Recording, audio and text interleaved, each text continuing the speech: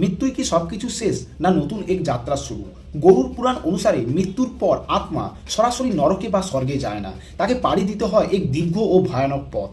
মৃত্যুর ঠিক পরে মানুষ তার কথা বলার শক্তি হারিয়ে ফেলে, কিন্তু তার শোনার শক্তি শেষ পর্যন্ত থাকে। যখন প্রাণবায়ু শরীর ছেড়ে দেয় তখন উপস্থিত হন যমদূতেরা। পুণ্যবানদের জন্য আসে দিব্যরথ এবং পাপীদের জন্য আসে ভয়ঙ্কর যমদূতেরা, যাদের চোখ আগুনের মতো লাল।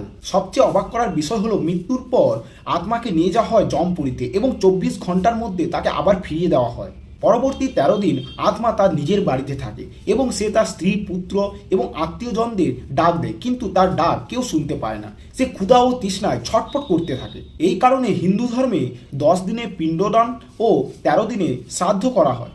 13 দিন পর আত্মা পৃথিবী ছেড়ে চিরতরে যমলোকের দিকে যাত্রা শুরু করে। এই পথ 86,000 যোজন দীর্ঘ, যার মাঝখানে পড়ে এক নদী যার নাম হলো বৈতরণী নদী।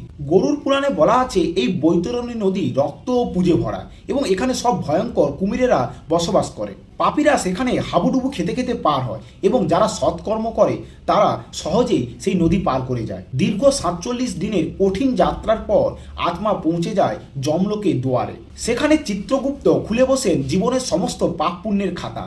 তারপর যে যার নিজের কর্মফল অনুযায়ী তাকে স্বর্গে পাঠানো হবে, না নরকে পাঠানো হবে, না নতুন করে জীবনদান দেওয়া হবে, তার সিদ্ধান্ত গ্রহণ করা হয়। বন্ধুরা, কর্মই ধর্ম। আমরা আজ যা করছি সেই কর্মফলই মৃত্যুর পর আমাদের সঙ্গী হবে। ভিডিওটি ভালো লাগলে লাইক করুন এবং কমেন্টে লিখুন ওম নমঃ শিবায়।